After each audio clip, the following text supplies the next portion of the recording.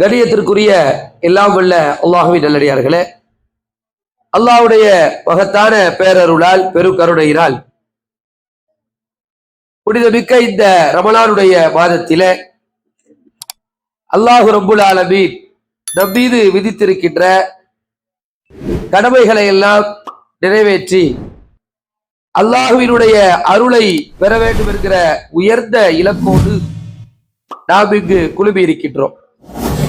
இந்த அருமையான சந்தர்ப்பத்திலே ஒவ்வொரு சஹாபி பெண்கள் அவர்களுடைய வாழ்க்கையிலே நமக்கு கிடைக்கின்ற ஒரு சில பாடங்கள், அவர்களோடு நாம எப்படி கனெக்ட் ஆகிறோம், அவர்கள் அங்க வாழ்ந்துட்டு சென்றாங்க, அவர்களுடைய எந்த மாதிரியான பண்புகள் நம்மிடத்திலே தேவைப்படுகிறது, எந்தெந்த பண்புகளில் அவர்கள் சிறந்து விளங்குகிறார்கள், இதையெல்லாம் நாம பார்த்துட்டு வர்றோம்.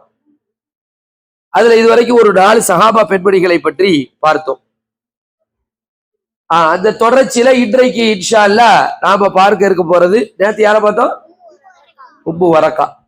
பெண்கள் பகுதியில சத்தம் கொஞ்சம் ஏன்னா இருக்குது, கொஞ்சம் எல்லாரும் பயான் கேட்கிற மாதிரி இது பண்ணுங்க. இன்ஷா அல்லாஹ் அமைதி காத்து தாங்க. அல்லாஹ் சுப்ஹானஹு வ தஆலா உங்களுக்கு அருள் புரியட்டும்னு கேட்டுக்கொள்கிறேன். சரியா? உம்மு வரக்கா அவங்களுடைய சிறப்பு என்ன? மாஷா அல்லாஹ், ஹாஃபில், குர்ஆனை மனனம் செய்த பெண்மணி, வீட்டிலேயே தொலை வச்சு மக்களை எல்லாம் தொழுகையில் ஆர்வமூட்டக்கூடிய, ஜமாத்துக்கு ஆர்வமூட்டக்கூடிய பெண். வேற அவங்கதான் ஒரு முன்மாதிரி, பெண்களுக்கு பெண்களை ஜமாத் வைக்கலான்னு. ஷஹீதா, மாஷா அல்லாஹ், அருமை. நாளைக்கு இன்ஷா அல்லாஹ் பெண்கள் பகுதியில தான் கேள்வி கேட்க போறோம். மைக்கு கொடுத்துட்றோம், புரியுதா? ஆமா, அங்கிருந்து பதில் சொல்றேன். என்னப்பா நம்ம ஃபுல்லா பாஸ், இவ்வளவு 15 நாளும் பாஸ் தான் பசங்க. அங்க என்னன்னு பார்ப்போம், ஆண்கள் சைடு எல்லாம் ஆல் பாஸ். ஏன்னா இன்னைக்கு அவங்கள்ட்ட கேட்டு நாளைக்கு மைக் அங்க கொடுத்துருங்க பிரின்சிபால் சார், இன்ஷா அல்லாஹ் ஒரு மைக் ஏற்பாடு பண்ணிடுவோம். ஏன்னா சரி ரைட். இன்னைக்கு நம்ம பார்க்க போற ஒரு பெண்மணி யார் அப்படின்னா, ஒரு அடிமையாக இருக்காங்க. யாரா இருக்கிறாங்க? அடிமை. அந்த காலத்துல அடிமை முறை தான் இருந்துச்சு. எது இல்லை அப்படின்னு சொன்னா ஃப்ரீடம்லாம் கிடையாது, வேலையாட்கள்லாம் கிடையாது. அன்னைக்கு சம்பளத்துக்கு வேலை பாரு அப்படிங்கிறது நிலைப்பாடு கிடையாது. என்ன செய்வாங்கன்னா, அடிமைகளாக போர்ல கைது செய்யப்பட்டவங்க, சண்டையில கைது செய்யப்பட்டவங்க, சந்தையில விற்கப்பட்டவங்க, சண்டை போட்டு மாட்டிக்கிட்டவங்க, இப்படியான ஆட்களை எல்லாம் என்ன செய்வாங்கன்னா அடிமை சந்தைக்கு கொண்டு வந்துருவாங்க. சங்கிலியெல்லாம் போட்டு அடிமை சந்தைக்கு கொண்டு வந்து அவருக்கு அட்ரஸ் இல்லாம அவரை யாரு விலைக்கு வாங்குறாங்களோ அவங்கதான் யாரு, அவங்களுடைய அட்ரஸ், அவர்களுடைய முகவரியா ஆக்கிடுவாங்க. அதுல இருந்து என்ன சொல்லுவாங்க, இன்னாருடைய அடிமை இவர், இவர் யாருன்னு கேட்டா இன்னாருடைய மகன் தானே சொல்லுவோம். எல்லாத்துக்கும் அப்படித்தானே சொல்றோம். ஒவ்வொரு ஆளுக்கு பேரை சொல்லி என்ன செய்யறோம், அவங்க லுபாபா பின்த் ஹாரிஸ், இப்படி ஒவ்வொரு ஆள் பேரையும் சொல்லி அவங்க ஆபா பேரை சொல்றோம்ல. இந்த அடிமைகள் யார் அறிவிக்கப்படுறாங்களோ அவங்க யாரோடி மேக்சிமம் அறிவிக்கப்படுவாங்க, எஜமானரோடி தான். ஏன்னா அவரோடி பிணைச்சிருவாங்க. எஜமான மூத்தார வரைக்கும் கூடவே இருக்க வேண்டியதான். இல்ல அல்ல எஜமா மூத்தா போன பிறகு வாரிசு, அவங்க விடுதலை விடுற வரைக்கும், சுதந்திரம் கொடுக்கிற வரைக்கும் அப்படிதான் இருக்கணும். அப்படி ஒரு அடிமை தான் யாரு, இந்த பரீரா ரலியல்லாஹு தஆலா அன்ஹா. ஒரு அடிமையாக வந்தவங்க தான். இவங்களுடைய முழு பெயர் பரீரா பின்த் சஃப்வான். பரீரா பின்த் சஃப்வான். இந்த அம்மா என்ன பண்றாங்க, ரலியல்லாஹு தஆலா அன்ஹா அடிமையா தான் இருக்கிறாங்க. அடிமையாக இருக்கக்கூடிய காலகட்டத்துல அடிமையாகவே இருந்தாலும் அவர்களுடைய வாழ்க்கையில சில புரட்சிகரமான சட்டங்களுக்கு வித்திட்டவங்களா அவங்க இருக்காங்க. புரட்சிகரமான சட்டம், அதுவும் குறிப்பாக பெண்கள் விஷயத்தில புரட்சிகரமான சிந்தனைகள் பிறப்பதற்கோ, இன்றைக்கு இஸ்லாம் உலக மக்களுக்கு மத்தியில பெண்களின் உரிமையை எவ்வாறு வழங்கியது என்பதற்கு தன்னிகர் இல்லாத ஒரு நிகழ்ச்சியை சாத்தியப்படுத்தியவர்கள் இந்த அம்மா. ஒரு அடிமை சொல்லக்கூடிய விஷயம் எவ்வளவு பிரமாண்டமா இருக்கு பாருங்க. பார்த்தா பேக்ரவுண்ட் பார்த்தா யாரு, அடிமைதான். யாருப்பா இது, இது இன்னாருடைய அடிமை. கரெக்டா சொல்றா, உத்துபா இப்னு அபீ லஹப், அபூ லஹபுடைய மகன் இருக்காரு, அது உத்துபான்னு ஒரு ஆளு. அந்த உத்துபாவுக்கு அடிமையா இருந்தவங்க தான் யாரு, இந்த பரீரா ரலியல்லாஹு தஆலா அன்ஹா. முகாத்தமான ஒரு சட்டம் இருக்கு. என்ன சட்டம்?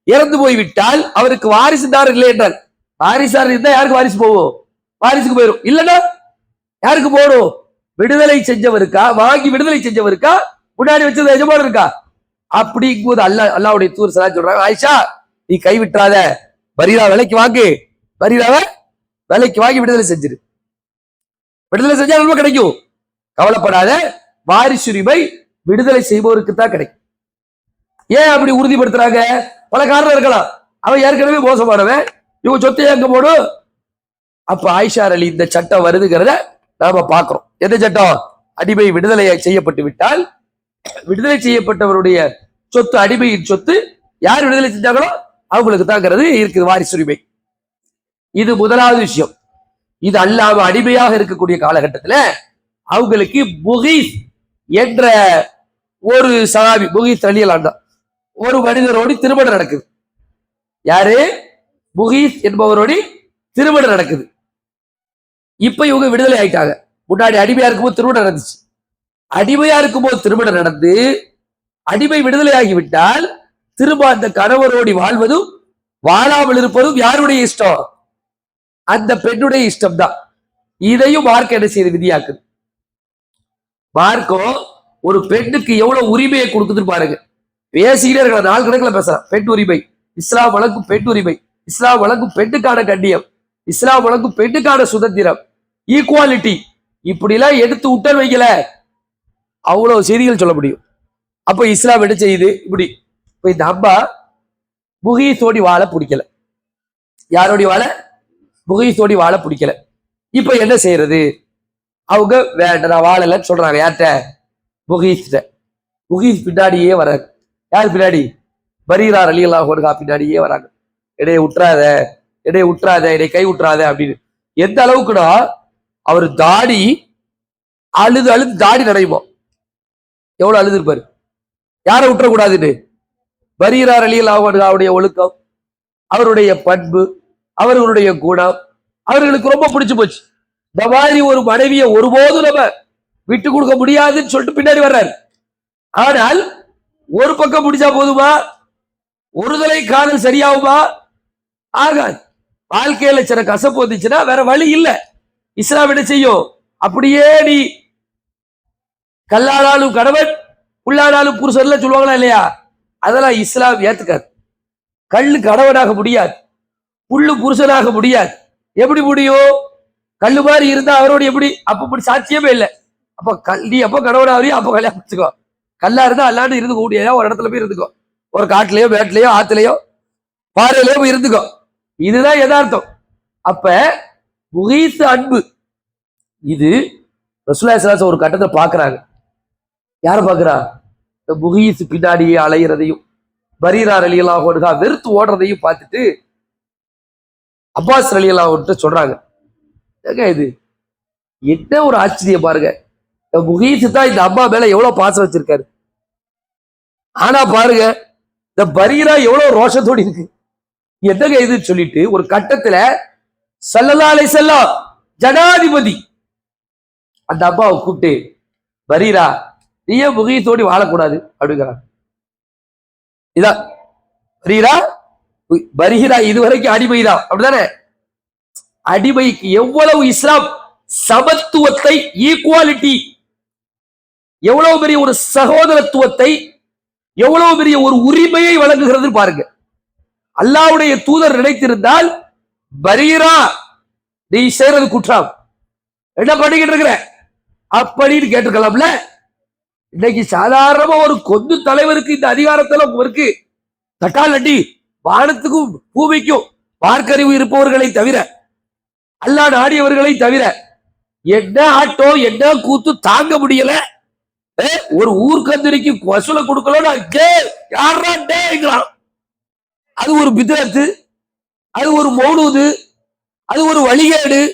ஒரு மார்க்கத்துக்காக வேண்டி, ஒரு வரதட்சணை ஒழிப்புக்காண்டி, ஒரு வட்டி ஒழிப்புக்காண்டி, ஒரு ஒழுக்கக்கேடான காரியத்தை ஒழிப்பதற்காண்டி, அல்லாஹ்வுக்கு இணை வைக்கக்கூடிய நிகழ்வை ஒழிப்பதற்காண்டி எல்லாம் இந்த சட்டம் போட்டா தகும்.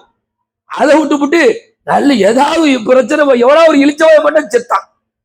நீ அவனை போய் பாரு, நீ இவனை போய் பாரு. இவங்க என்னமோ பெரிய கலெக்டர் மாதிரியும், இவங்க என்னமோ பிஎம் மாதிரி என்ன கணக்கு அல்லாஹு ரப்புல் ஆலமீன் நாடியவர்களை தவிர. சில பேர் என்ன செய்யறாங்க, ரொம்ப நீதமா பொறுப்போடி நடந்துக்கிறாங்க, அல்லாஹ் ஒரு பான் புரியட்டும். ஆனா பொறுப்பு என்பது அல்லாஹ் மறுமையில் கேட்பான். என்ன ஆட்டம் போட்டனி இங்க ஆடி காமி ஆட்டத்தை நல்லா கேட்போம். அதனால பொறுப்புகள் மஸ்ஊல் விசாரிக்கப்படும். அல்லாஹ்வுடைய தூதர் மதீனாவின் ஜனாதிபதி, ஆன்மீகத்திற்கும் அரசியலுக்கும் அதிபதி அவங்க தான். ஆன்மீக தலைவர், அரசியல் தலைவர். கேட்டாங்க, வரீரா நீ திருமணம் முடிக்கலாமோ, சேர்ந்து வாழலாமே, முகீசி என்ன பாடுபடுறாரு, தாடிலாம் நடையுத பார்த்துட்டு சொல்றாங்க வருத்தத்துல. அந்த அம்மா அடிமைதானே, அவங்க நடிச்சிருந்தா என்ன நடக்க, இங்க ஒரு 3000 சம்பளத்தை வாங்கிட்டு, ஐயா சாமி சொல்லுங்க சாமி, அப்படி துண்டை கீழே கட்டுறான், தலையில இருந்து துண்டை கீழே கட்டுறான், அப்படி ஓடுறா, நடக்கா இல்லையா? இதெல்லாம் பணியாட்கள், தொழிலாளி முதலாளிக்கு மத்தியில அன்னைக்குல அடிமை தலை காலு கீழே நிக்கணும். அந்த நேரத்திலே இஸ்லாம் எவ்வளவு பெரிய ஒரு சபை. அதனாலதான் பார்ப்பனுக்கெல்லாம் பத்திட்டு எரியும்.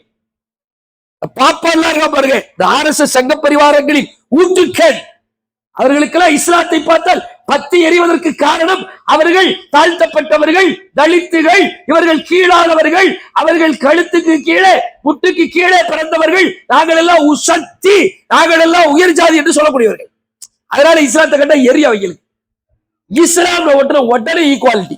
ஜனாதிபதியா இருந்தாலும் சரி, சாதாரண ஒரு அடிமை என்ற நிலையில் இருந்தாலும். பரீரா ரலியல்லாஹு அன்ஹு திரும்ப கேட்டாங்க, அல்லாஹ்வுடைய தூதரே, நீங்க கட்டளை போடுறீங்க, அல்லாஹ்வுடைய சட்டத்தை சொல்றீங்களா அல்லது உங்களுடைய அபிப்பிராயமா, பரிந்துரையா? எப்படி கேள்வி? அடிமைதான், ஆனால் அல்லாஹ்வுடைய மார்க்கத்தை விளங்கிய விதம், அல்லாஹ்வுடைய ஷரியாத் என்றால் என்ன, ஒரு மனிதரின் பரிந்துரை என்றால் என்ன, பிரித்து அறியக்கூடிய அறிவாற்றல் யாருக்கு இருந்துச்சு? ஒரு சாதாரண ஒரு அடிமை என்று அறியப்பட்டவங்கள்ட்ட இருந்துச்சு. பெண்களை யோசிக்க வேண்டும். மார்க்கத்துல சும்மா ஏதாவது ஒன்று சொல்லிட்டா அப்படின்னு நம்பிடுவாங்க. குடு வாசல ஒரு குடுகுடுக்கு வர வட்டார் வைங்க, ஏதாவது என்னத்தையா குடுலாம் என்னத்தையா சொல்லிட போறான். சாதாரண விஷயத்துக்கு இந்த அசரத்துமார்கள் சாதாரணமா இருந்தாலும் பயப்பட மாட்டிருக்காங்க. மேல ஏதாவது ஒரு துண்டை போட்டுக்கிட்டு, அதுவும் பச்சை துண்டுலாம் போட்டா பதறிடுறாங்க தாய்மார்கள். என்னடா இது அப்படின்னு. அது ஊதுபத்தி எல்லாம் கொளுத்திட்டு ஒருத்தர் உட்கார்ந்துட்டான்னு வைங்கள. அன்னைக்கு ஒரு வீடியோ வருது, ஒரு ஆள் பிளாஸ்டிக் துப்பாக்கி வச்சு முன்னாடி இருக்கிற பெண்ணை சுட்டுக்கிட்டு இருக்காரு. கேட்டா பேய ஓட்டிக்கிட்டு இருக்காரா, துடு துடு துடு துடு துடு துடு அடிக்காரு. பெண்கள் உட்கார்ந்துகிட்டு இருக்காங்க முட்டாக்கு போட்டு அல்லா அப்படின்னு. அந்த பெண்கள் எப்படி இருக்காங்க பாருங்க. ரசூலுல்லாஹ் அல்லாஹ்வுடைய தூதர் சொன்னாங்க, நான் பரீரா என்ன கேட்கிற, நான் சொன்ன கேளு, என்ன எதிர் கேள்வி கேட்கிற?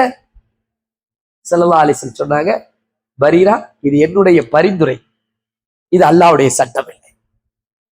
உடனே அந்த அம்மா சொன்னாங்க, யார சொல்லுதான், எனக்கு அவருடைய வாழ்றதுக்கு விருப்பம் இல்லை. எப்படி? இந்த வரலாறத்தான் இன்றைக்கு உலகம் முழுக்க இஸ்லாம் பெண்களுக்கு வழங்குகின்ற உரிமை, மன உரிமை, திருமண உரிமை, பிரியும் உரிமை, குலா உரிமை, இதை உலகம் முழுக்க சொல்றதுக்கு இந்த வரலாறு தான் ஆதாரம்.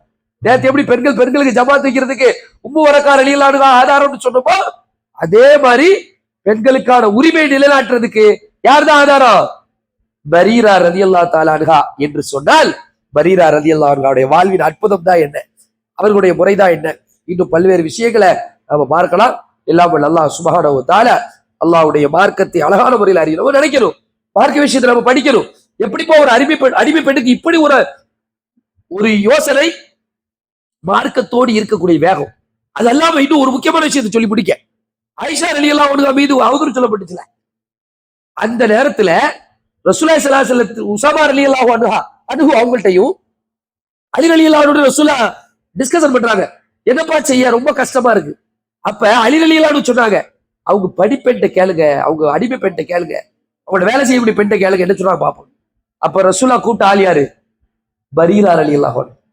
யா பரீராவே, இத மாதிரி என் குடும்பத்தாரை பத்தி பேசப்படுது, நீ ஏன் உன் கருத்தை சொல்லன்னு சொல்லும் போது அவங்க நினைச்சதா ஆயிஷா ரலியல்லாஹு நல்ல வகை சொல்லிட்டு போயிருக்கலாம், அல்லது எனக்கு எதுவும் தெரியலன்னு சொல்லிட்டு கூட போயிருக்கலாம். ஆனா என்ன சொன்னாங்க தெரியுமா? நச்சுன்னு ஒரு உதாரணத்தை சொன்னாங்க. ஒரு உதாரணம் சொன்னாங்க. ஒரு பெண்ணை பற்றி பேசப்படுகின்றது, அதுவும் ஒரு தூய்மையான பரிசுத்தமான பெண்ணை பற்றி பேசப்படுகிறது. நம்மிடம் கேட்பவர் அவருடைய கணவர் மட்டுமில்லாமல் இந்த உம்மத்தின் தலைவர், இறைவழி தூதர்.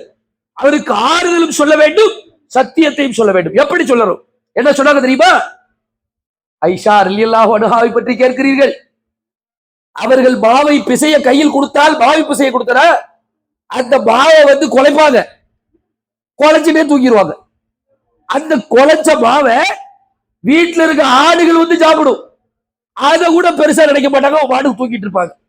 இப்படி ஒரு மாவின் மீது கூட சரியான அக்கறை இல்லாத அளவுக்கு ஒரு சிறுமியாகத்தான் அவர்களை நான் பார்த்திருக்கிறேன்.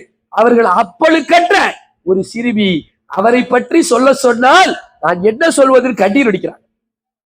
அப்ப இந்த வார்த்தை தான் ரசூலுல்லாவுக்கு ஒரு பெரிய பூஸ்டா அமைஞ்சிச்சுங்க. இதுக்கு அப்புறமா தான் ரசூலுல்லாஹ் மெம்பருக்கு போறாங்க.